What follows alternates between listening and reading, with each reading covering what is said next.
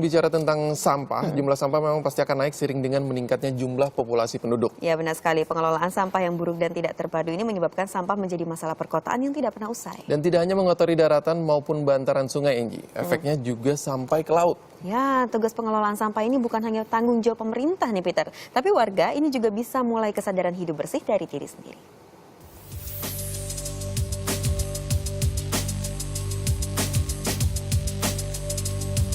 Apa yang ada di hulu pasti akan mengalir ke hilir. Begitupun sampah yang ada di bantaran sungai. Muaranya pasti ke laut lepas.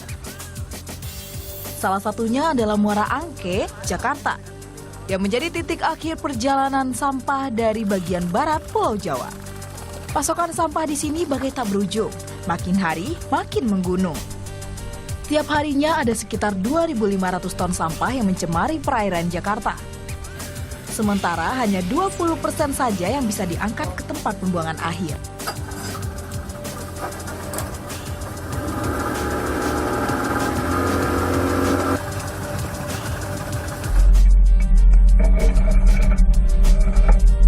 Keberadaan sampah di Muara Angke pun bahkan seperti menyatu dengan pemukiman warga sekitar.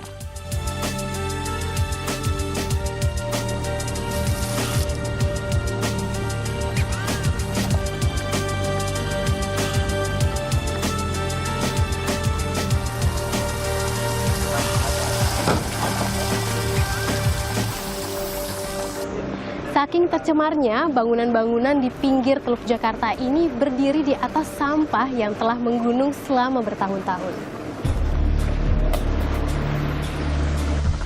Saat musim hujan, sampah yang tak tertangani bisa tersebar ke Laut Jawa dan ke Pulau Seribu.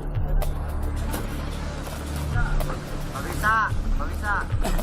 Kalau pengen kandang yang itu tuh, yang ada.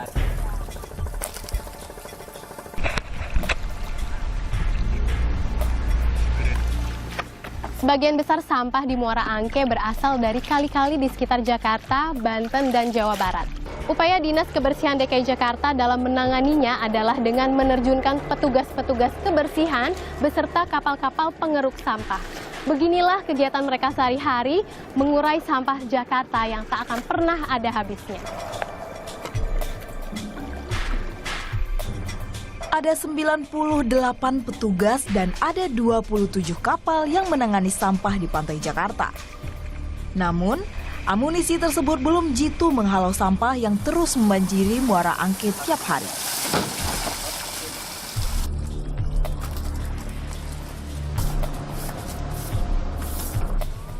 Bisa sampai 200-300 orang. Kapal juga harus ditambahin karena sampah ini sekarang ada di daerah laut sana juga yang akan masuk ke arah pantai yang tersimpan selama ini. Apalagi dari daratnya juga gitu banyak, dari kali-kalinya kita ini kan ada 13 sungai yang terjaring ada 7. Berarti 6 kali itu lepas semua sampahnya ke laut. Imbauan menjadi strategi andalan pemerintah Provinsi DKI Jakarta untuk mengurangi sampah laut. Karena memang lebih susah menarik sampah sudah di air daripada masih di darat kan, dan usahanya lebih kuat. Ya itu tadi kita pakai kapal lah, segala ada kapal kan untuk menarik sampah, kita juga punya ya. Tapi lebih baik udahlah kita buang sampah pada tempatnya.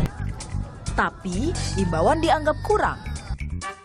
Butuh sosialisasi lebih gencar agar tata kelola sampah bisa berjalan di tiap rumah tangga.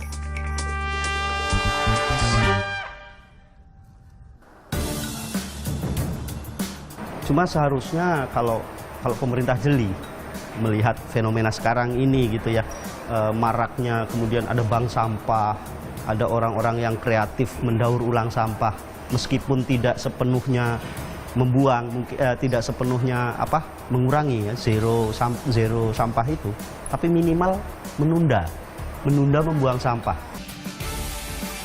Semuanya kembali pada kesadaran hidup bersih. Dan kesadaran itu harus dimulai dari tingkatan terkecil, yakni keluarga. Perilaku bersih yang kompak dari hulu ke hilir tak hanya berpengaruh ke daratan, tapi juga menjadikan laut kita tetap lestari. Tim Liputan melaporkan untuk NET.